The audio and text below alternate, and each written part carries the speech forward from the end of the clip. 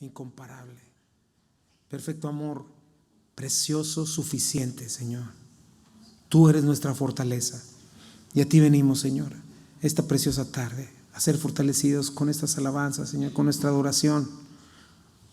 Abrirte nuestro corazón para que lo llenes con tu Santo Espíritu y nos hables desde tu palabra perfecta y maravillosa. Bendice esta tarde, Señor. Bendice a mis hermanos y bendice este estudio de tu palabra en el nombre precioso de Jesús. Amén. Toma tu lugar, mi hermano, por favor. Bienvenido seas a la casa de Dios y ve abriendo tu Biblia en el libro o en la carta a los Hebreos, capítulo 11.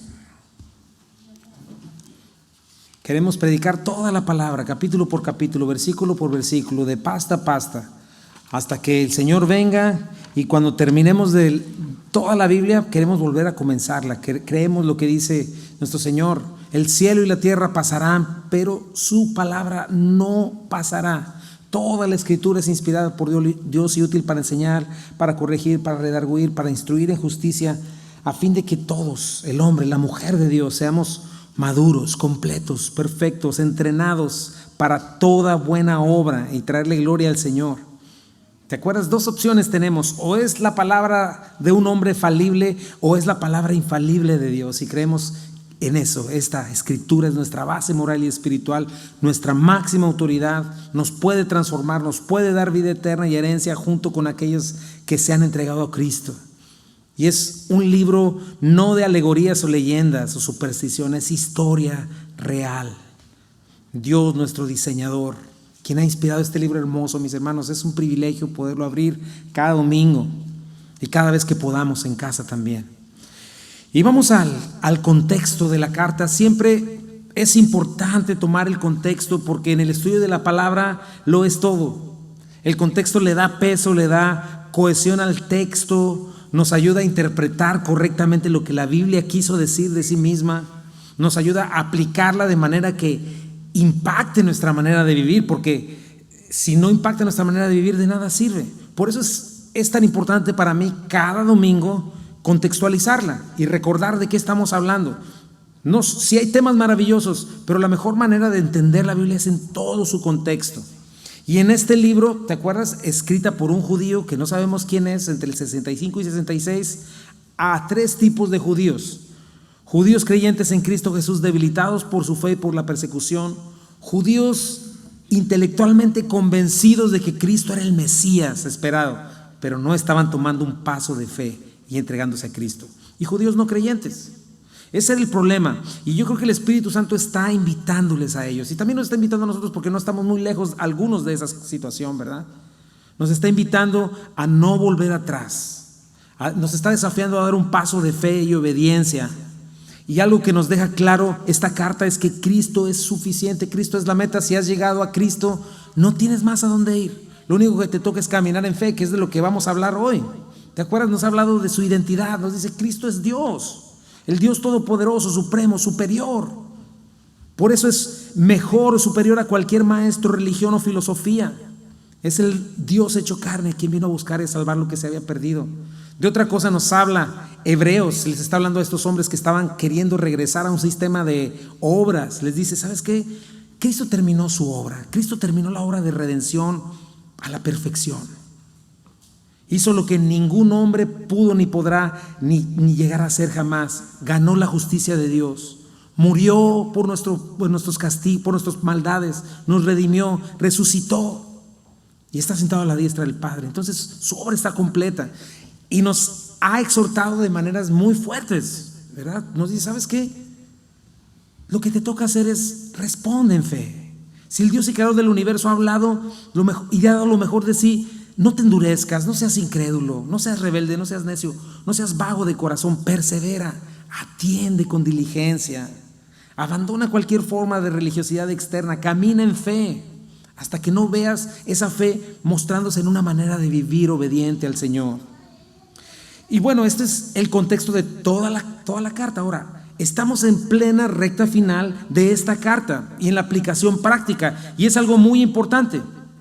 Acuérdate, Lo repito, no importa cuánto conozcas de la Escritura, no importa cuánto llegues a entenderla, si no afecta tu manera de vivir, no sirve de nada. Dice la palabra de Dios en el Sermón del Monte, en el capítulo 7, que es bienaventurado aquel que oye y hace, porque no va a caer a pesar de ríos desbordados de tormentas o de vientos huracanados. No es el que oye, sino el que las oye y en obediencia las practica en fe, el que es bienaventurado. Y hemos estudiado 10 capítulos donde hemos sido confrontados y hemos quedado claros en que hemos transgredido la ley, merecemos la muerte, no tenemos recursos para acercarnos a Dios, para hacer la paz por nosotros mismos al Señor. No podemos hacer nada a menos que Dios haga algo y tome la iniciativa. Y precisamente es lo que nos dice esta carta, cómo Dios se da a conocer revelándose a un pueblo, al pueblo de Israel, dándoles un sistema de religión para darse a conocer a la humanidad y dar una manera de recibir perdón de pecados y reconciliación y anunciar salvación definitiva en Cristo Jesús. Y te acuerdas, lo vimos por todo Hebreos, lo repitió una y otra vez. Era un sistema basado en miles de sacrificios. Tenían que ser animales sin mancha, inocentes, sacerdotes uno tras otro que fueran mediadores, que presentaran estos sacrificios, leyes, ordenanzas, rituales que tenían como objetivo ilustrarnos, como HD, darnos sabores, olores, para mostrar lo que se requeriría para ser perdonado y hallar reconciliación y acceso a Dios, porque ese es el más alto propósito de Dios para la humanidad. ¿Te acuerdas? Desde Génesis le dimos la espalda a Dios y desde ese entonces Dios ha estado detrás del ser humano, ha estado persiguiéndole, porque lo que Él anhela es que tengamos comunión con Él una vez más, porque Él no quiere que nadie se pierda. Y el antiguo pacto ilustraba precisamente esta realidad, pero de una manera imperfecta. Es lo que vimos en Hebreos. Anunciaba que un sustituto perfecto y sin mancha tenía que morir por nosotros y un sacerdote tenía que presentarlo, un mediador. Cristo es el Cordero de Dios que quita el pecado del mundo. Cristo es el sumo sacerdote perfecto que nos representa delante de Dios. Y Hebreos nos dice que este es un nuevo pacto en Cristo. Eso es lo que nos está diciendo. Ya no está basado en ritos. No tenemos por qué tener una religión de ritos. No tiene sentido delante de la Biblia volver a tener un cristianismo basado en ritos o sacerdotes o sacrificios interminables, sino basado en la obra completa de Cristo y nosotros confiando en esa obra, viviendo en fe. Y nos dice eso. Todo aquello nunca pudo perfeccionar a nadie porque era externo, nunca pudo llegar al corazón. Pero lo que hace Cristo es transformar un corazón.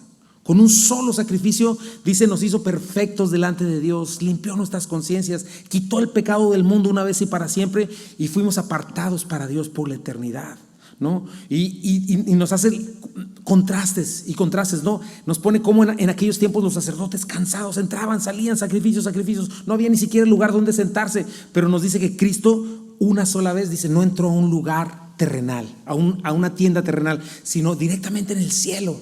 Y ahí en el cielo traspasó los cielos una vez, nos presentó delante de Dios limpios, perdonados, y dice, se sentó, cosa que jamás ocurrió en el antiguo pacto, sino aquí se sentó y está sentado esperando a que todos sus enemigos sean puestos por estrado de sus pies. O sea, nos dice Hebreos una y otra vez, en Cristo estás completo, en Cristo tu redención está completa, tu salvación está completa. Y nos dice, hoy ya no necesitas a alguien que te esté latigueando atrás para que cumplas con ritos, para que cumplas con cosas. No, hoy si el Espíritu Santo está en ti, Él mismo escribe su ley en tu corazón y la escribe en tu mente. Y Él mismo borra tus maldades y nunca más se acuerda de ellos. Te transforma la imagen de Cristo. Eso es lo que hemos visto en todo Hebreos y tenemos que irlo recordando por los capítulos que vienen. Y hemos estado respondiendo a esa pregunta. Si nosotros los cristianos no estamos llamados a hacer obras de justicia, a hacer ritos, ya no tenemos que prender inciensos, no tenemos que traer sacrificios, no tenemos que hacer ninguna de esas cosas, ni necesitamos mediadores, ¿qué nos queda hacer? ¿Cómo honramos a Dios sin todas estas cosas, sin tradiciones, sin sacerdotes? Porque es lo que dice la Biblia. Y la Biblia nos dice, la manera es viviendo por fe, con la fe. Pero ¿en qué consiste esta fe? Lo vimos, ¿verdad? Acérquense, dice, comiencen acercándose con un corazón sencillo y sincero. Cristo ya es el camino nuevo, pero necesitas acercarte a Él, ¿verdad? Con plena confianza de que han sido salvados, de que han sido limpios de culpa, con una vida santificada al Señor, perseverando a pesar de pruebas y dificultades.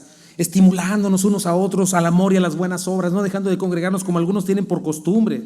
Y eso es lo que Él pide en una respuesta. Las obras jamás salvan a nadie, pero las obras son una evidencia de nuestra salvación, de que hemos sido transformados. Y nos dice, si no lo hacen, pueden caer en apostasía y ya no hay esperanza. ¿Qué otra cosa se puede hacer por cualquier persona sin el sacrificio de Cristo? Y por eso nos da un versículo previo a lo que se le llama el Salón de la Fama de la Fe o el cuadro de honor de los santos del Antiguo Testamento, así le llaman este capítulo. Dice Hebreos 10, 38 al 39, mas el justo vivirá por fe y si retrocediere no agradará a mi alma. Pero nosotros no somos de los que retroceden para perdición, sino de los que tienen fe para preservación del alma. Entonces nos está diciendo esto.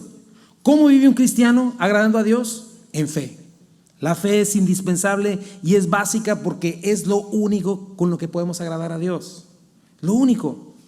Y el autor tiene que hacer este énfasis, porque si te acuerdas, este sistema, por más leyes que tenía el sacerdocio y todo eso, era un sistema para vivirse en fe. Y lo que habían hecho los judíos era convertirlo en un sistema de esfuerzo propio, para ganar su propia salvación, para glorificarse a sí mismos, ¿no? Pero Dios nunca pensó en eso.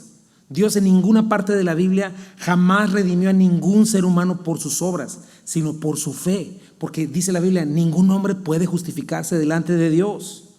Todo eso eran símbolos que tú tenías que llegar en fe diciendo, he pecado, no puedo cumplir con la ley, pero creo, Dios, que si traigo este sacrificio tú me perdonas, ¿no? Entonces es algo muy importante. Y si somos honestos, esa es nuestra tendencia. Cuando servimos al Señor, cuando estamos viniendo a la iglesia, de pronto perdemos de vista que es Dios el que nos transforma. Perdemos de vista que no estamos haciendo trabajos o sirviendo al Señor o portándonos bien para que Dios nos bendiga, sino porque Dios ya nos bendijo. De pronto caemos en orgullo, de pronto caemos en religiosidad, en legalismo y pensamos que podemos justificarnos delante de Dios y no hay peor manera de ofender a Dios. Es al revés. El Espíritu Santo nos deja claro, no es por obras para que nadie se gloríe, es por fe. Y aún la fe es un regalo de Dios, ¿no? Y es confiar en la obra completa de Jesucristo. Y ahora, este capítulo me llama la atención que comienza desde la creación, ¿no? Desde la creación misma. Y nos presenta el primer caso de fe en Abel. Y Abel nos muestra cómo él fue justificado a través de la fe y no a través de sus obras. Y vamos a ver eso, en qué consiste la fe a través de todos estos hombres y cómo el único camino es la fe. ¿Por qué? Otra vez, lo que originó la caída del ser humano desde un principio fue precisamente la incredulidad. ¿Cuál fue el pecado de Adán y Eva? No comer una manzana y que se le atoró a Adán y se le hizo la bolita aquí. Eso no es verdad. Lo que sucede es que Dios les había dado un mandato y ellos no confían en Dios, sino creen en la mentira. Esa es la base del pecado. Y me llama la atención cómo el autor de Hebreos comienza repasando la vida de hombres y mujeres claves del Antiguo Testamento que ellos conocían. Y nos va a dejar algo bien claro en este capítulo. Fue la fe lo que los salvó, no sus obras, no su religión, no sus sacrificios, porque perfecto era lo último que tuvieron. Hoy vamos a ver un poquito de eso. Y nos va a mostrar el tipo de fe que tú y yo necesitamos para poder ser justificados delante de Dios. Y bueno, recapitulando un poco, por eso yo lo llamé así, la fe segunda parte, la fe segunda parte. Y el primer versículo lo vimos la semana pasada, ¿no? Fe es la certeza de lo que se espera, la convicción de lo que no se ve. Y aprendimos eso, ¿no? Para también no olvidar esto. La fe no está basada en algo incierto y nebuloso. ¿Por qué? Porque la fe se basa en Dios, en su naturaleza, en su carácter, en su poder, en su amor. Nuestra necesidad es conocerlo a Él, crecer en nuestra relación con Él. Mientras más conoces a alguien, o más le amas, o más confías en Él, o más le odias y desconfías de esa persona, ¿no? Pero esa es nuestra parte, confiar en el Señor mientras le conocemos. Dice, es la certeza de lo que se espera, ¿no? Dios ha prometido, Dios ha dicho y ha escrito en su palabra algo para todos nosotros, y entonces tenemos que conocer lo que Él ha dicho para crecer en crecimiento y madurez, para tener crecimiento y madurez, perdón. Nos llama la atención esto, que también certeza se traduce como sustancia, ¿no? La fe es lo que son los ojos que nos da el Espíritu Santo a los que hemos creído en Cristo para ver la realidad de las cosas que Dios promete. Entonces es eso, es una realidad lo que nosotros creemos. La fe, vimos la semana pasada también que no es una conjetura, No es una corazonada, no es un buen augurio, es un contenido real, ¿no? Basado en lo que ha dicho el Señor, no en adrenalina, ¿no? Y eso nos hace estar en un terreno firme, en un terreno tranquilo, seguro. O sea, aprendimos todas esas cosas, cómo la fe que viene de Dios es una convicción sólida, es un presente de algo que ya es un hecho en el futuro y en la eternidad, porque es Dios quien lo está prometiendo. No significa creer algo improbable, es algo que, bueno, pues quién sabe si va a suceder. No es que venzas algo difícil con optimismo, no, yo sé que va a suceder, yo sé que es bueno, no, es una esperanza que descansa en un Dios que no miente. Otra cosa que vimos es que esta certeza interna moldea nuestra manera de vivir. Por eso es algo muy importante. Hace poco estaba escuchando yo eso en YouTube en 2 personas. Muchos se debaten en eso. Bueno, si es fe, entonces es arrepentimiento. Son las 2 cosas juntas. La fe que no me ha cambiado es la fe que no me ha salvado. Una fe verdadera comienza a moldear mi manera de vivir, mis decisiones, mi conducta. O sea, es literalmente aquella persona que vive lo que cree, que su vida muestra que está rendido a lo que su mente y su espíritu está convencido, ¿verdad? Y vimos a Noé como un ejemplo.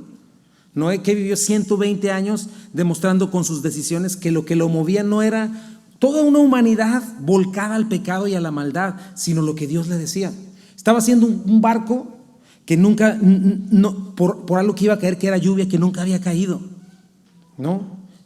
Y fue el único que se salvó finalmente, porque lo que estaba creyendo Noé finalmente era la realidad, ¿no? Entonces vimos eso, certeza y convicción no se encuentra en ritos, no se encuentra en sacrificios, no se encuentra en mi adrenalina, en mí mismo, sino se encuentra en mi relación con la palabra de Dios, en mi relación con Dios, a quien tengo acceso sin restricciones. Ahora vamos al siguiente punto, la fe. Dice, primer punto de hoy, la fe es la única manera de ser aprobado por Dios y de dar un testimonio fiel y poderoso. Dice el versículo 2. Hoy vamos a leer a estudiar versículos del 2 al 4. Démosle lectura antes de continuar. Dice así, desde el 1, dice, es pues la fe la certeza de lo que se espera, la convicción de lo que no se ve, lo que acabamos de explicar. Porque por ella alcanzaron buen testimonio los antiguos. Por la fe entendemos haber sido constituido el universo por la palabra de Dios, de modo que lo que se ve fue hecho de lo que no se veía. Por la fe Abel ofreció a Dios más excelente sacrificio que Caín, por lo cual alcanzó testimonio de que era justo, dando Dios testimonio de sus ofrendas, y muerto aún habla por ella. Eso es lo que vamos a estudiar hoy. Y vimos eso, ¿no? La fe es la única manera de ser aprobado por Dios y dar un testimonio fiel y poderoso. Dice el versículo 2. Porque por ella alcanzaron buen testimonio los antiguos. ¿Qué hizo que estos antiguos alcanzaran un buen testimonio delante de Dios? Su fe, esta clase de fe. Esta palabra es interesante, alcanzar testimonio es la palabra martureo, que viene de la palabra martus, la palabra que se utiliza para hablar de un mártir. Mártir es un testigo capaz de dar su vida por aquello de lo que está dando testimonio.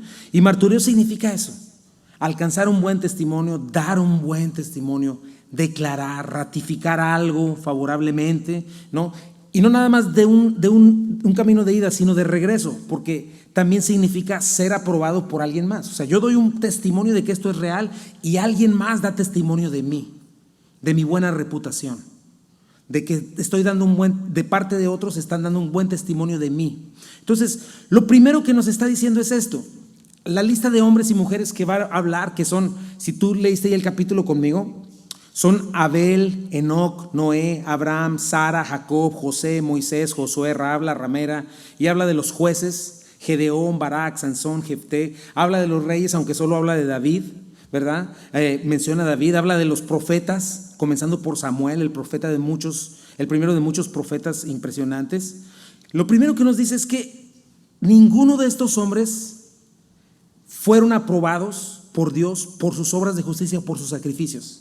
Ninguno de ellos por sus capacidades o su perfección o su moralismo o su religiosidad o su legalismo, sino por tener este tipo de fe.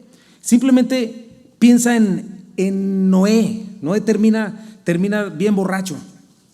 Abraham produce a Ismael, lleva a Egipto a su familia, casi vende a Sara. Jacob el mentiroso.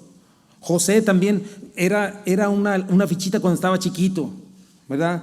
Moisés tampoco fue perfecto. Terminó siendo siendo el hombre más manso, terminó siendo el hombre más orgulloso. Josué también en su fe no fue perfecta. Rahab la ramera, imagínate, una prostituta. Gedeón, Barak, Sansón, todos ellos, tú puedes darte cuenta que no eran perfectos, que no era gente que ganó justificación delante de Dios por su bondad o por su capacidad. No, lo que nos está diciendo aquí es que ellos fueron justificados por su fe, por este tipo de fe. Y está diciendo que su mayor aportación, más allá de su propio liderazgo, es la fe que ejercieron, su confianza en Dios. Eso es lo que su mayor aportación, si se puede decir así. Y es algo muy importante, mi hermano, porque la Biblia no exalta a hombres, y nosotros tampoco deberíamos hacerlo. La Biblia exalta a un Dios poderoso y grandioso, y Él es confiable, y exalta a los que confían en Él. Pero ese es el orden, lo que nos muestra acerca de la fe. Yo confío en Dios, quien es un espíritu que es invisible, pero cuando creo en Él, en sus palabras y en sus promesas, comienzo a vivir por ellas. Entonces soy aprobado por Dios, y a la misma vez yo puedo dar un testimonio poderoso a los demás. No con una buena reputación por lo moral o lo correcto que yo pueda hacer, sino dando un testimonio poderoso y creíble de que yo vivo por una promesa de parte de Dios que está afectando mi vida, diciéndole al mundo: lo que Dios dice es verdadero, lo que Dios dice es confiable, es poderoso para transformar. Entonces nos está diciendo esto, les está diciendo esto a los judíos. Estos antiguos que acabo de mencionar, no es que dieron un salto de fe ciego, no es que creyeron en sí mismos y alcanzaron todo lo que se propusieron. No está hablando de eso. Está hablando que se rindieron a la fe, a la realidad futura de las promesas de Dios. Y eso les hizo estar tranquilos, confiados, esperanzados. Aunque tuvieron razones para vivir, también les dio razones incluso para dar su vida por estas verdades. Y este es el tipo de personas a las que Dios aprueba y reconoce: las personas de fe, las que confían en Dios, y toda su vida manifiesta esta confianza en Dios.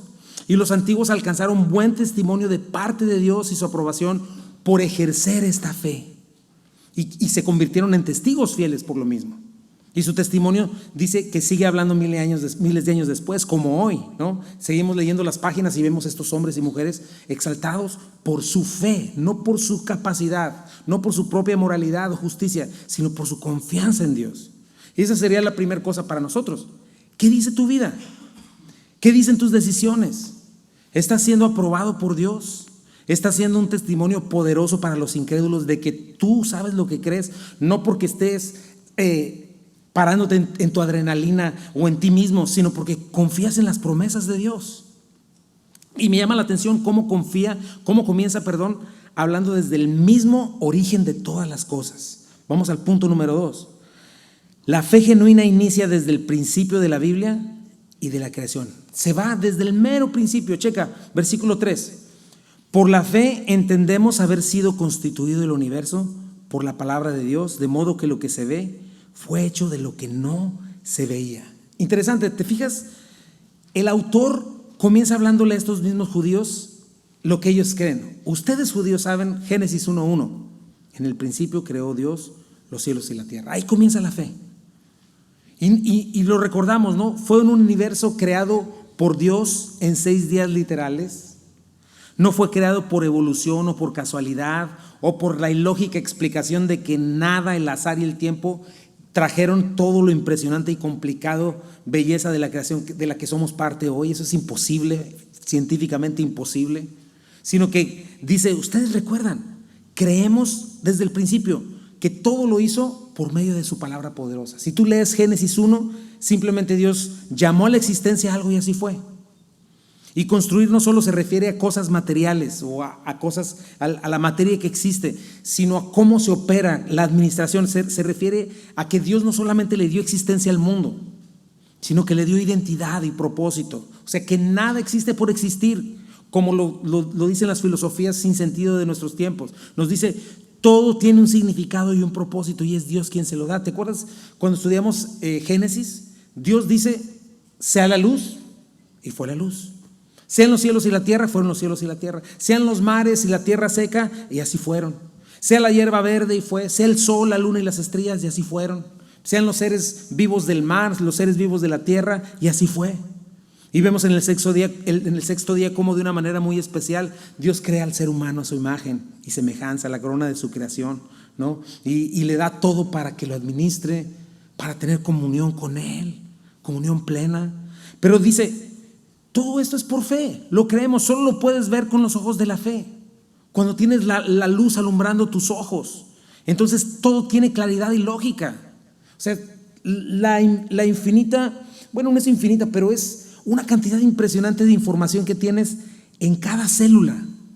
Imagínate, creo que podrías llenar el cañón del Colorado allá en California, perdón, no es en California, pero puedes llenar ese cañón hasta 4 veces de la información que hay en cada una de tus células, en todo tu cuerpo. Son trillones, no te imaginas. ¿Quién puso toda esa información ahí? Hay un idioma en cada uno, en tu ADN. ¿Quién puso ese idioma ahí? Es Dios. Es lógico que una inteligencia superior haya creado todo lo que existe. Es lógico que el increíble diseño, el orden que existe, fue hecho por un Dios inteligente, que no es lejano, sino que es cercano, que es bueno, misericordioso, que anhela bendecir, que es generoso, que quiere dar lo mejor a los suyos. Eso es lógico. Cuando vienes a Cristo te das cuenta de eso. Cuando miras el cielo y las estrellas, no dices, fue la evolución de los changos. Nada que ver. Es Dios, un Dios bueno. Esto es importante porque el mundo incrédulo niega necia y voluntariamente esta realidad. Es ilógico lo que ahora se enseña en las películas, en las escuelas. Todo este mundo de relativismo, ¿no? Cada uno tiene su verdad. Si es verdad para ti, bien por ti, ¿no? Y pretenden desaparecer toda verdad absoluta. Nuestra sociedad está enloqueciendo, ¿no? Ya perdió la brújula. Ya literalmente a lo que es bueno lo llaman malo. Y a lo que es malo lo llaman bueno. Ya si tú amas la honradez, la pureza, lo que es sagrado, lo que es justo, lo trituran y dicen, no, eso no. Es lo que llame tu corazón, ¿no? Y estamos presenciando cómo la sociedad se está cayendo en pedazos, la familia, todo de la libertad de género, todo lo que Dios creó para el orden y el bienestar de la sociedad. Se hacen dioses imaginarios que no pueden conocer ni entender. Y hay anarquía y destrucción. Ya los valores sagrados no existen. El naturalismo es otra de ellas, aunque hay muchas más, ¿no? No cree que nada que no sea físico existe, ¿no? Entonces dejan a la humanidad como una maquinota sin propósito. Somos un accidente. Entonces viva la ley del más fuerte, el más inteligente, el que tenga mayores recursos, ¿no? Una humanidad sin propósito, sin esperanza, terriblemente vacíos, desesperados. Falta de significado al punto que un juego de video es lo que les hace ser felices o cualquier otra cosa. No, es que yo siento que soy perro y así se siente. Son cosas así de ese tipo. Eso y muchas cosas más no terminaremos de mencionar. Son literalmente una locura sin sentido. Pero no, bueno fuera que quedaran en locura sin sentido. Están destruyendo y degradando y blasfemando al Dios vivo. Y lo único que están haciendo esta humanidad es dormir la conciencia de una persona que no quiere que le digas que hay un Dios al cual le va a tener que dar cuentas. Simple y sencillamente ignoran a Dios. Pero como lo hemos visto en el evangelismo, ¿verdad? Tú puedes ponerte a la mitad del freeway y decir, yo no creo en los camiones que me van a atropellar. Te van a atropellar de todos modos porque es una realidad. Eso y muchas cosas más. En su pecado y en su maldad prefiere hacer todo tipo de trampas mentales por amor a su pecado, a sus pasiones y deseos. Dice Colosenses 2, 8 y 9, no permitan que nadie los atrape con filosofías y huecos disparates elocuentes, que nacen del pensamiento humano y de los poderes espirituales de este mundo y no de Cristo. Pues en Cristo habita toda la plenitud de Dios en un cuerpo humano. Entonces, eso es lo que nos dice. En primer lugar, la fe está basada en eso. Hay una verdad y esa verdad no es un concepto, es una persona y se llama Jesucristo, el camino, la verdad y la vida. La palabra de Dios comienza con esto. La palabra de Dios es la base de nuestra fe. Ahí descansa nuestra fe. Y es lo primero que nos recuerda. Si tú eres de los que no creen el primer versículo de la Biblia, si tú eres de los que no creen los primeros 12 capítulos de la Biblia, donde habla de la Torre de Babel, ¿verdad? Donde habla todo del diluvio, donde habla del arca de Noé, ahí descansa, es la base de la fe. Ahí comienza el origen de la vida, el origen del pecado, el primer evangelio, el juicio de Dios. Si tú no crees eso, ¿por qué vas a creer el resto de la Biblia? Entonces, es lo que nos dice, necesitas comenzar creyendo que hay un creador y dueño de todo lo que existe, que es la fuente absoluta de todo. La creación, dice, provino de lo que no se ve. El universo físico, la identidad, el propósito provinieron de un Dios absoluto, todopoderoso, de un reino espiritual invisible. Pero aunque sea invisible, no significa que no sea más real y poderoso que lo que estás viendo hoy, porque lo que estás viendo hoy se destruye, se desvanece, mas lo que no se ve es eterno. Primera de Corintios 2:9 dice: antes bien, como está escrito, cosas que ojo no vio, ni oído oyó, ni han subido en corazón de hombre, son las que Dios ha preparado a los que le aman. John MacArthur escribió: parte del mundo natural podemos descubrirlo con nuestros sentidos e intelecto, pero no la mayor parte, la cual solo puede entenderse y aprenderse por fe. Intentar explicar el universo o nuestro ser y naturaleza sin Dios es necedad. Estas cosas solamente se entienden por fe en la palabra escrita revelada. La fe comprende lo que la mente del hombre, sin importar cuán brillante sea, no puede desentrañar. Las grandes verdades de la fe se descubren por la fe sencilla. La persona de fe conoce la verdad ahora. La fe es el único camino a Dios. Así de sencillo, mis hermanos, y comienza con eso.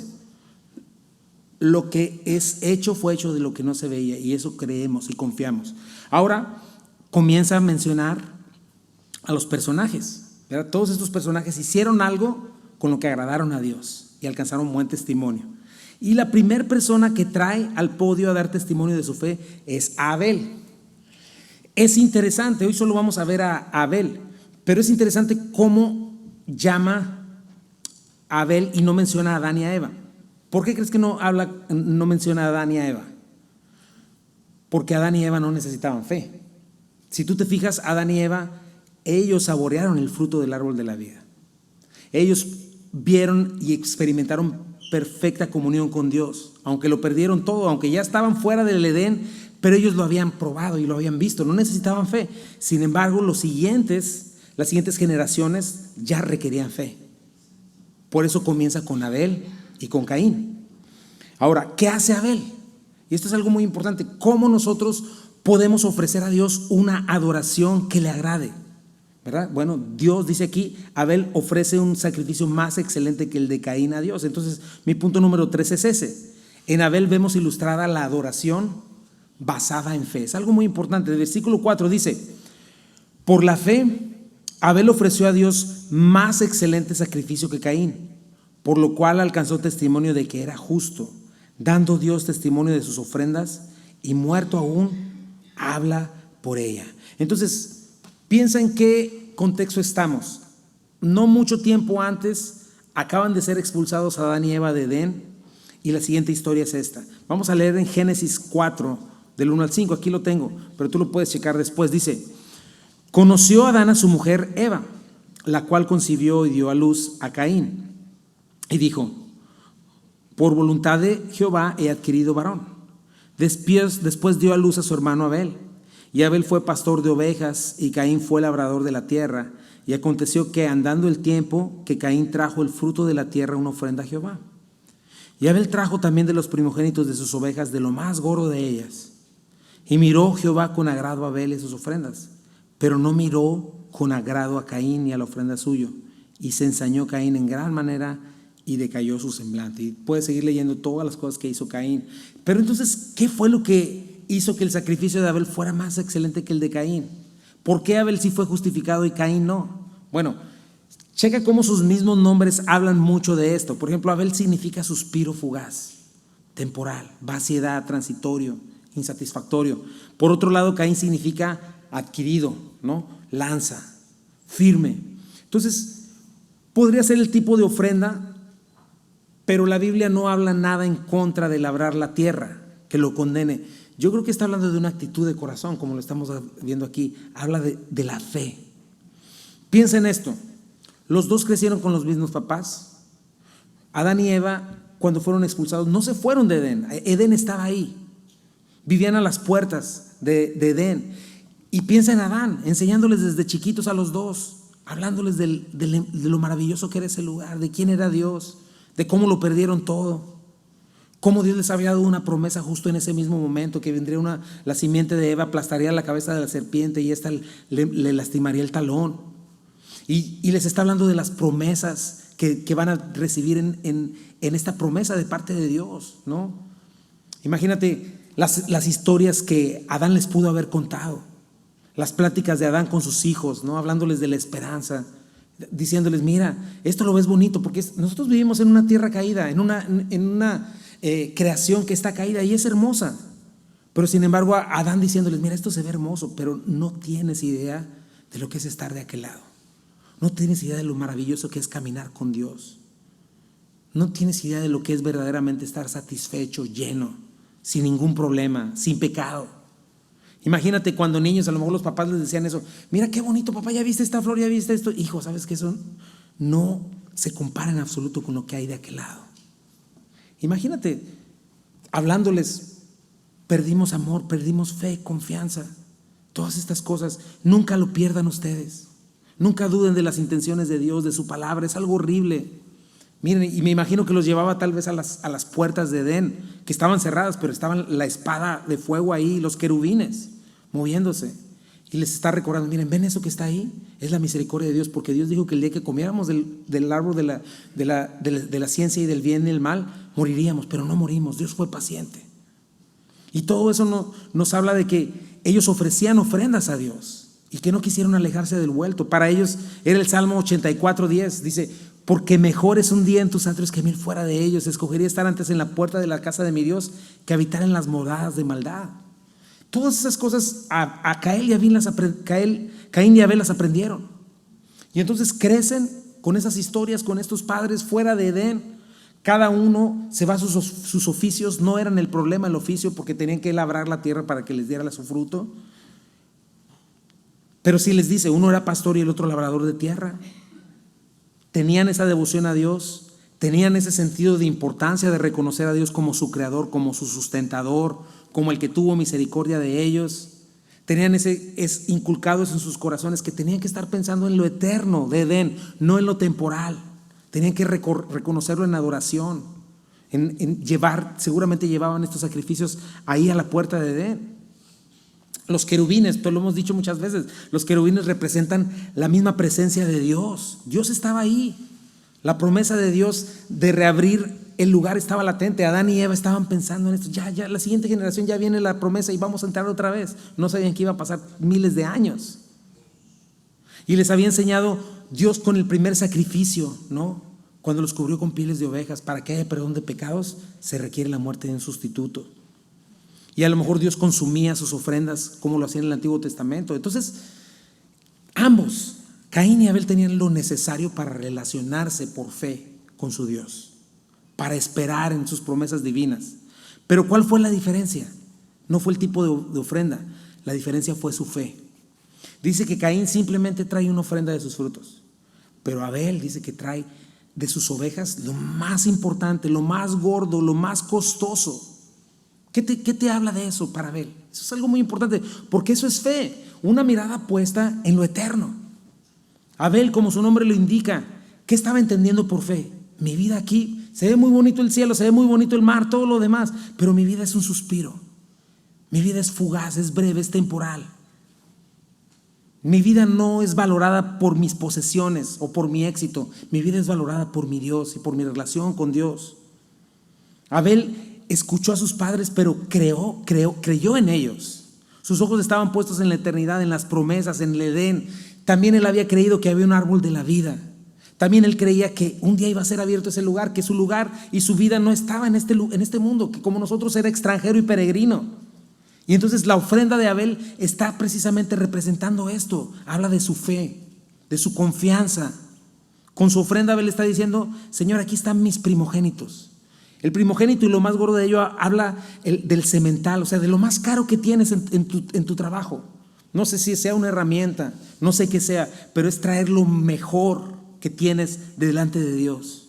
Lo que cualquier persona guardaría, que representaría el futuro de tu empresa o el sustento de tu casa o la seguridad de lo tuyo, de tu éxito. O sea, Abel está diciendo, Señor, esta ofrenda mejoraría mi ganado, esta ofrenda me daría un mejor sueldo, me daría más abundancia, me daría una mejor posición, pero mi corazón no está ahí.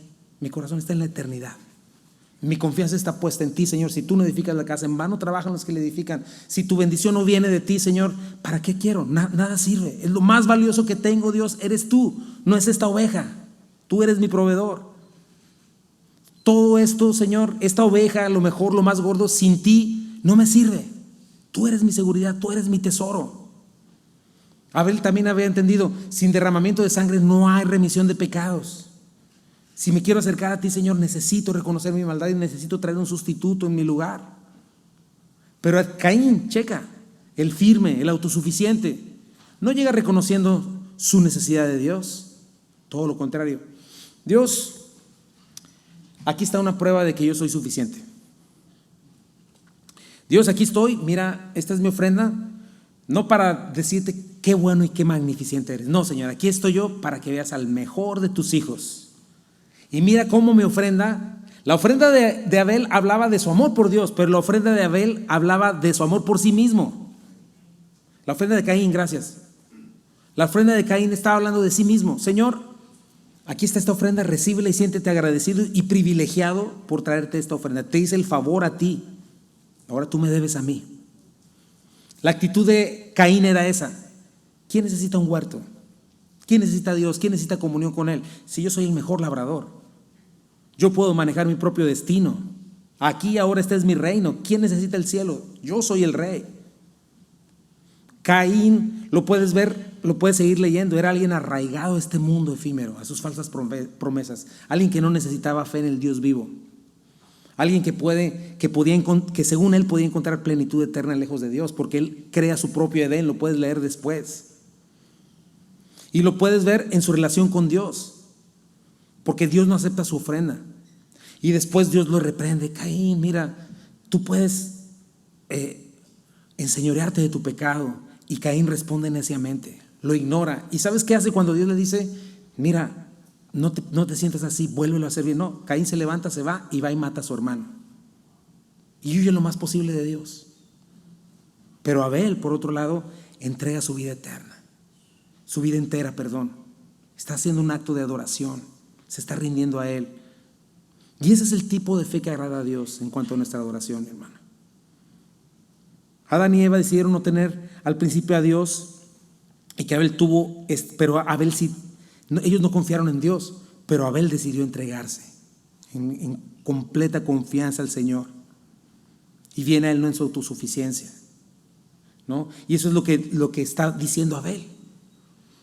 ¿Checas la diferencia? Caín, centrado en sí mismo, en su religiosidad, el clásico religioso, en sus obras de justicia, no mueve el corazón de Dios. En su autosuficiencia, yo soy Dios, tú eres mi sirviente, vengo a darte todo esto para que me bendigas, para que me vaya bien, porque no me va bien si no vengo aquí, entonces vengo para ganarme tu favor, pero yo me lo puedo ganar. Abel dice, y Caín dice, dame lo que quiero y lo quiero ahora y a mi manera. Yo quiero mi mejor vida ahora, y esta ofrenda está aquí para eso, para que me reconozcas a mi corazón duro, arrogante, ¿verdad? Pero Abel, por el contrario, enfocado en Dios. Yo solo soy un suspiro, que es el hombre para que tengas de memoria, el hijo del hombre para que lo visites. Y nos dice que Dios miró con agrado a Abel, justificó a Abel. Mirar con agrado es la palabra shah, que significa inspeccionó, consideró, se regocijó.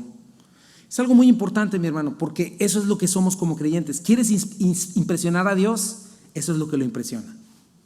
No es tu autosuficiencia, pues es que hoy di quién sabe cuántos miles de dólares para los pobres. No, pues es que hoy hice esto y lo otro y ayudé, hice mi buena obra del día. Eso no impresiona a Dios, todo eso ya es de Dios. Lo que impresiona a Dios es cuánto dependes de Él, cuánto esperas en Él. Cómo, si tú eres, o si te consideras o no un extranjero y peregrino, cuánto anhelas su presencia. Y Abel no solo le trae palabras, sino le entrega lo mejor que tiene, su corazón, y todo la ofrenda habla de lo mejor que él tenía. Señor, le estaba diciendo a Abel, aquí vivo, pero no soy de aquí. Mi hogar está donde tú estás, Señor. Allá estoy, allá quiero estar. Y ese es el primer acto de adoración de la historia humana. ¿Te acuerdas lo que dijo el Señor en Juan? Juan 4, 23 al 24 dice, mas la hora viene y ahora es cuando los verdaderos adoradores adorarán al Padre en espíritu y en verdad. Porque también el Padre tales adoradores busca que le adoren. Dios es espíritu, y los que le adoran en espíritu y en verdad es necesario que le adoren. Y este sacrificio de Abel, esta adoración de Abel, es el tipo de adoración que Dios está esperando de ti y de mí. Es algo que tenemos que poner en nuestra mente, mi hermano, y pedirle a Dios que nos dé entendimiento. Dios no está esperando tus sacrificios, o tus ritos, o tus tradiciones, o tu religiosidad. Dios no está esperando sacerdocios y todas estas cosas. Dios está esperando fe y confianza. Dios está esperando tu entrega total. Sumarle cualquier cosa a eso es demeritar. Caín no reconoció su pecado. Caín se rehusó a obedecer a Dios y quiso adorar a Dios a su manera. Y Dios lo rechazó. ¿Por qué? Porque no es a nuestra manera, es a la manera de Él. Ese es el sistema de Satanás en el mundo, ¿verdad? Yo hago las cosas a mi manera y que Dios se aguante si quiere. Caín finalmente quedó lejos de Dios, pero hizo su decisión, se alejó de Dios, se alejó del camino de Dios y se fue tras su perverso corazón. Entonces no te suene raro que no es una cuestión nada más de Dios de decir, sí, pues es que qué bonito Abel, me cae bien, pero es que no sé qué tiene Caín, pero me cae mal. No fue eso. Cualquiera puede disfrazarse de religión, cualquiera puede incluso disfrazarse de cristiano, pero todo el tiempo negar a Dios. Y eso fue lo que hizo Caín, ¿no? De un religioso no nacido de nuevo. Puede creer en Dios, puede creer en la religión, pero a su manera, y rechaza a Cristo.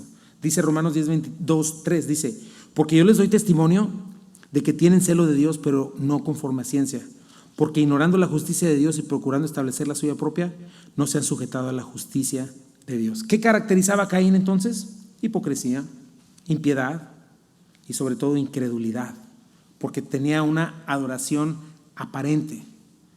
¿Qué venía detrás de su adoración a Dios? Agradarse a sí mismo, no a Dios. Era una actividad religiosa, nada más, para justificarse. ¿Qué hizo más excelente el sacrificio de Abel? ¿Qué hizo que Abel fuera aprobado como justo delante de Dios?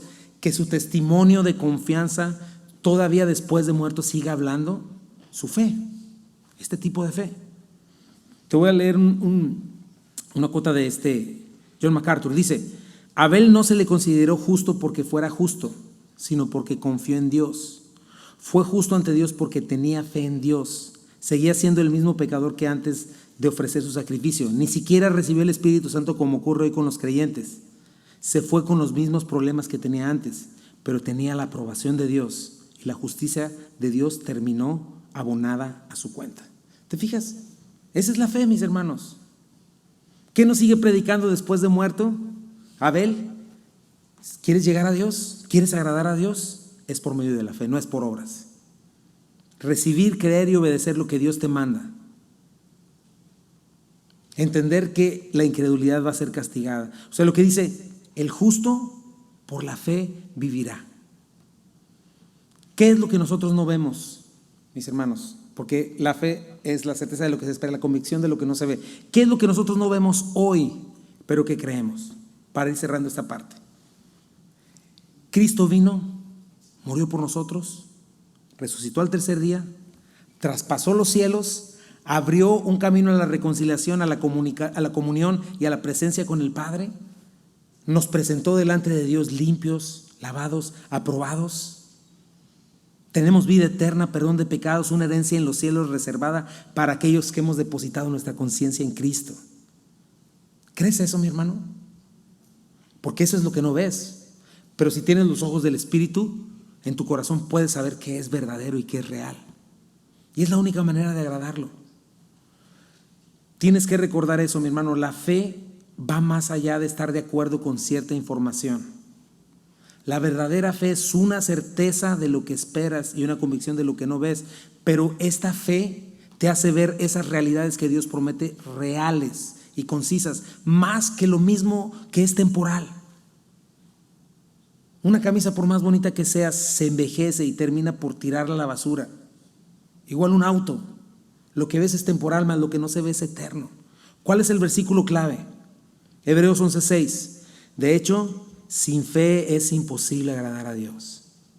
Todo el que desea acercarse a Dios debe creer que Él existe y que Él recompensa a los que lo buscan con sinceridad. Y vamos a estar estudiando a detalle ese versículo. Pero esa es la clave. ¿Qué tipo de fe tienes tú?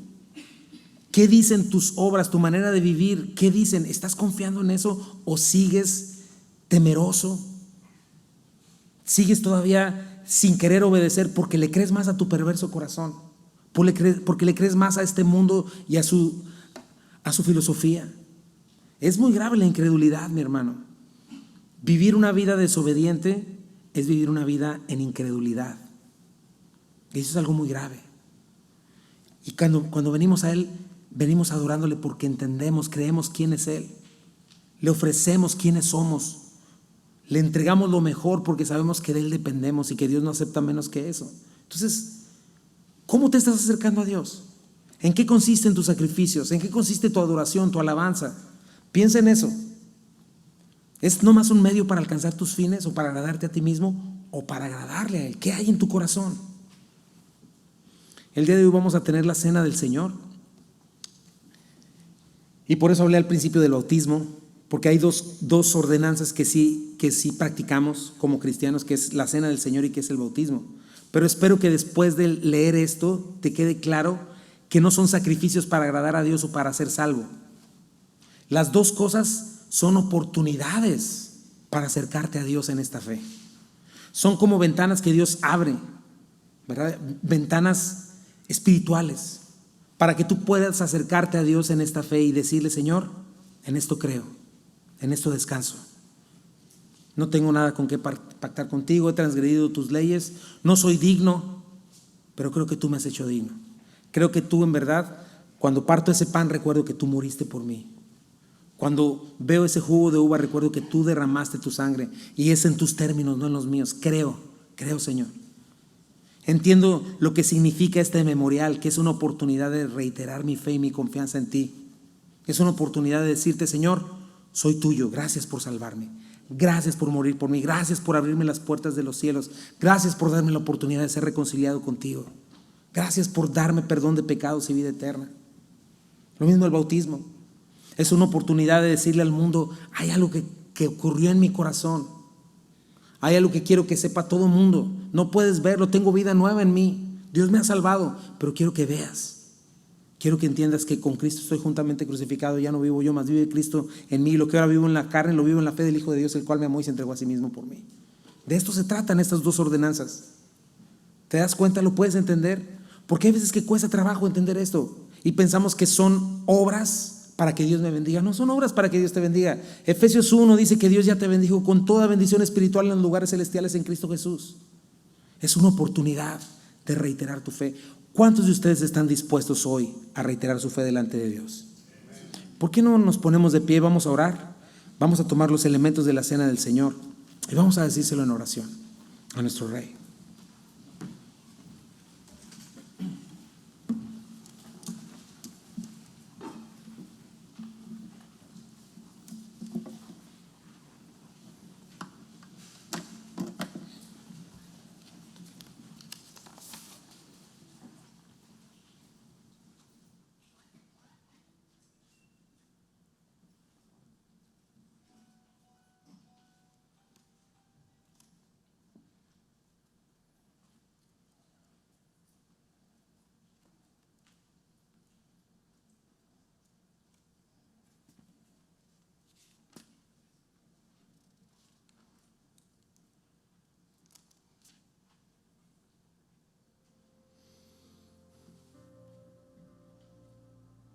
Hay un canto que quisiera que hiciéramos. Tal vez lo has cantado conmigo, pero estamos delante de Dios. ¿Cuántos lo creen, mis hermanos? Estamos delante del Señor y necesitamos recordar esto en fe. ¿Cuál es la manera de agradar a Dios? Con nuestra fe. ¿Cómo nos acercamos a Él? Cuando tú tomas la copita, cuando tú tomas el pan, estás reconociendo y estás creyendo en esto. Por eso dice mismo en 1 Corintios 11, les dice a los corintios que estaba habiendo muchos abusos, estaban yendo por ir. Dice: por lo tanto hay muchos enfermos entre ustedes y muchos que han muerto. Porque era gente que conocía y entendía lo que había pasado, y lo que estaban haciendo era tener en menos el sacrificio de Cristo en la cruz del Calvario y recordarlo. Porque dice ahí que si bebes y comes indignamente, juicio bebes y comes para ti. ¿En qué sentido? No es por obras, lo que acabamos de ver. No es que, como siempre lo repito, que yo pues llegué aquí a la iglesia y lo que pasó es que venía peleándome con mi esposa. No, pues ya pequé, ya no puedo tomar la cena del Señor. No, eso sería obras. Jamás ha sido por obras, es por fe. Es todo lo contrario. Dice: por tanto coman, por tanto tomen, participen. Y lo que estás diciendo al venir y tomar esto es decir: Señor, reconozco mi pecado, reconozco mi maldad, pero reconozco que moriste por mí. Otra vez vengo a entregarme a ti, otra vez vengo a ti a que me limpies. Creo que me puedes limpiar. Creo que tu sangre me puede limpiar de todo pecado y de toda maldad. Creo que me puedes hacer nuevo una vez más. Creo que puedes darme la fortaleza para vivir y hacer las decisiones que tengo que hacer en mi vida. Lo creo, Señor. Creo que tu sacrificio es suficiente. Creo que estás sentado a la derecha del Padre. Creo que me has abierto un lugar. Creo que estás abriendo un lugar para mí y estás construyendo un hogar para mí, y que vendrás por mí. Creo que soy extranjero y peregrino en este lugar. Aunque es muy bonito en muchos lugares, no se compara con lo que tú me vas a dar. Creo como Abel: este no es mi hogar. Creo, Señor, que tú eres digno de que yo te dé lo mejor de mí, por lo que hiciste por mí. Vamos a hacer este canto y quiero que lo medites en tu corazón. Lo hemos cantado antes, porque eso fue lo que costó nuestra salvación. Señor, permítenos por favor recibir tu verdad, Señor, en nuestras vidas. Permítenos creerla y vivir por ella, Señor. Dile: soy perdonado porque fuiste rechazado. Soy aceptado y tú condenado. Me has dado vida con tu muerte en el madero, y porque te levantaste con poder. Puedes decirlo conmigo, dile: soy perdonado porque fuiste rechazado. Soy aceptado y tú condenado. Me has dado vida con tu muerte en el madero, y porque te levantaste con poder. Dice: inmenso amor, ¿cómo pudo ser que tú, mi Rey, murieras por mí? Inmenso amor, sé que es verdad. Hoy es mi gozo darte honor. ¿Es tu gozo? Con lo que soy te doy honor. Vamos a decirle: soy perdonado. Dice: soy perdonado porque fuiste rechazado. Soy aceptado y tú condenado. Me has dado vida con tu muerte en el madero, y porque te levantaste con poder. ¿Lo crees, mi hermano? Entonces di: inmenso amor. Inmenso amor, ¿cómo pudo ser que tú, mi Rey, murieras por mí?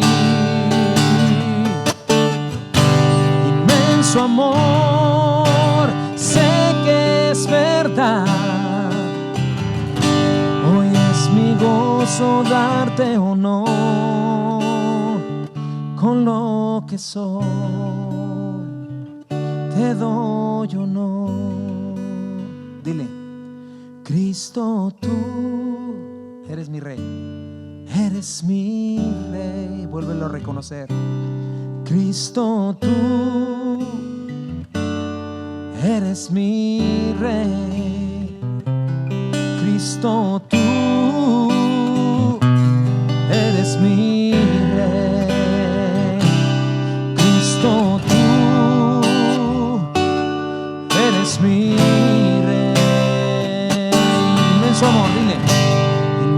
inmenso amor, ¿cómo pudo ser que tú, mi rey, murieras por mí? Inmenso amor, sé que es verdad. Hoy es mi gozo darte honor con lo que soy. Te doy honor con lo que soy. Te doy honor.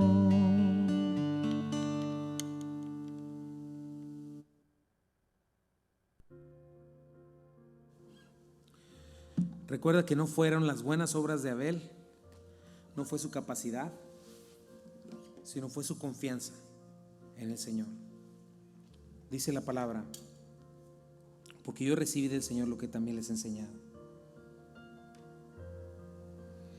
Que el Señor Jesús, la noche que fue entregado, tomó pan y, habiendo dado gracia, lo partió y dijo: tomen, coman, esto es mi cuerpo que por vosotros es partido. Hagan esto en memoria de mí. Señor, te damos gracias, Padre. Hoy creemos, Señor, en esta ventana de fe, en este momento, Señor, donde estamos como iglesia delante del trono de tu gracia, Señor, acercándonos para hallar gracia y misericordia para el oportuno socorro, Señor. Hoy estamos aquí, Señor, recordando y reconociendo, volviéndote a hacer nuestra decisión de fe, Señor. Creemos, Señor, fuiste partido por nuestros pecados, Señor, molido por nuestras maldades, Señor. El castigo de nuestra paz fue sobre ti, Señor. Sufriste, Señor, cada una de las culpas que yo merecía. Recibiste sobre ti, Señor, cada latigazo, cada espina perforando tu cabeza, Señor.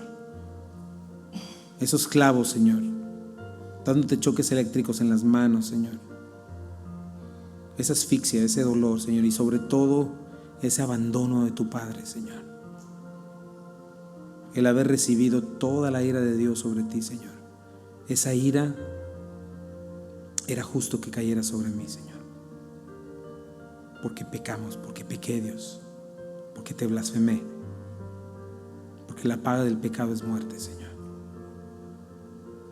Y yo creo hoy, Señor, creo que yo era culpable, Señor, pero creo que tú, Señor, has muerto por mí y viviste la vida perfecta que yo jamás pude vivir, y que fuiste a ese lugar, en mi lugar, tomaste mi lugar, Señor. Puedes tomar el pan y mientras lo masticas, haz conciencia de estas cosas.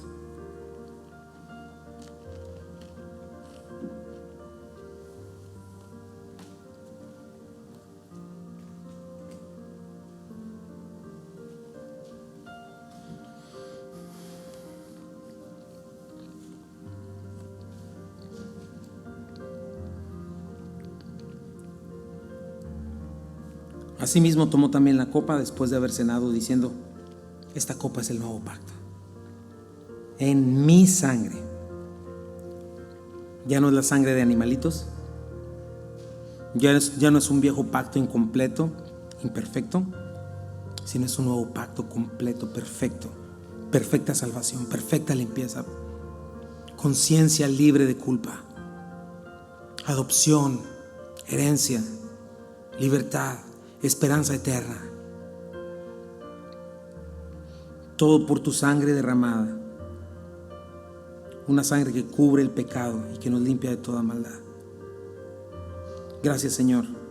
Confiamos en este nuevo pacto, Señor, que no está basado en nuestras obras, sino en tus obras, Señor, en lo que tú hiciste, perfeccionaste y completaste, Señor. Esta sangre derramada que hizo que el velo fuera partido en dos. Tú, nuestro sumo sacerdote, entraste con esta sangre, Señor, y calmaste la ira en nuestro favor, en nuestro lugar, y nos permitiste libre acceso. Gracias, Señor. Medita en esto y toma la copa.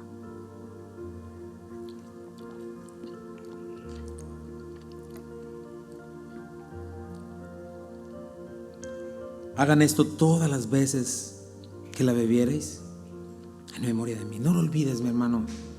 No olvides esto. Esta semana vas a enfrentarte a tentaciones, a problemas.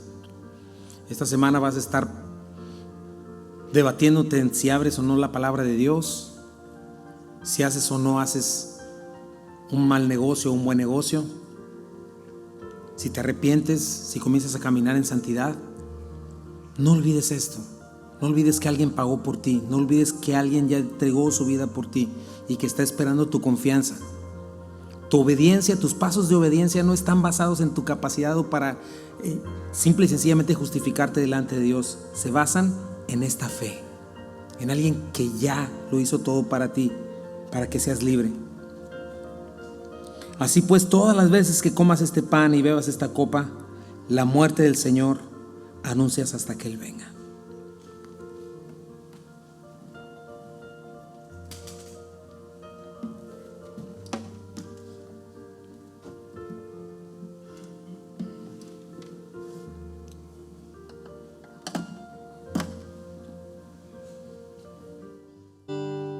Vamos a hacer una última vez ese coro y nos despedimos.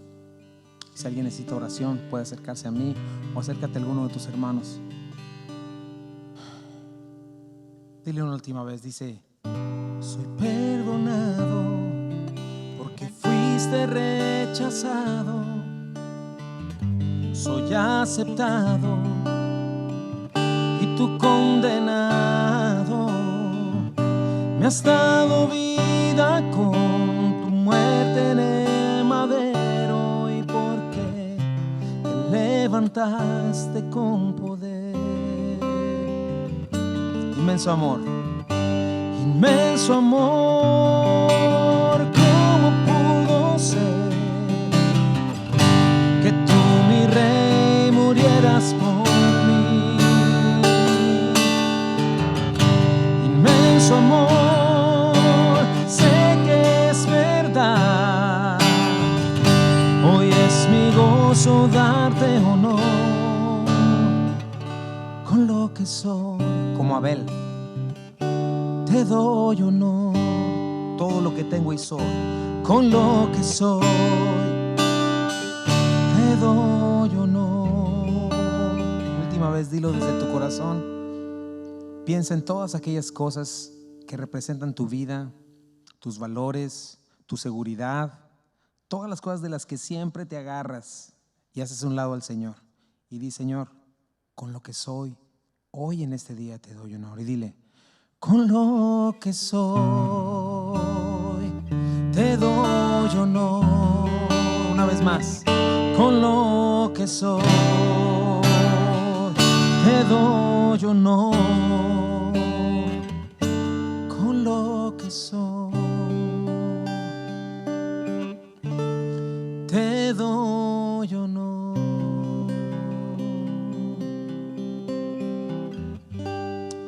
Y Señor, bendice nuestras vidas, por favor, Padre. Bendice tu iglesia, Señor. Ayúdanos a recordar todas estas cosas, Señor, a guardarlas en nuestro corazón y en nuestra mente, Señor. Son tan básicas, pero tan importantes, Señor. De ellas depende nuestra fe, Señor. Ayúdanos a entenderlas, Señor. Ayúdanos a vivir por ellas, Padre. Y te entregamos el resto de nuestra semana. Permítenos seguir caminando en fe, Señor, y agradarte, Señor, por nuestra fe. Y que nuestras decisiones, Señor, den testimonio al mundo entero de que hemos confiado en ti, Señor. Y que desde el mismo cielo, Señor, tu aprobación, Señor, llegue a nuestras vidas, Padre. Porque hemos confiado en ti, Señor. Hemos creído que vale la pena, Señor. Y no vamos a abandonar la batalla, no vamos a abandonarnos a nuestros pecados, Señor, sino simple y sencillamente vamos a morir a nosotros mismos, que es lo que nos toca, Señor. Y vamos a entregarnos a ti y a vivir para ti. Señor, bendice nuestra iglesia, bendice nuestras vidas y llévanos con bien. En el nombre precioso de Jesús te pedimos todo esto. Amén. Dios te bendiga, mi hermano.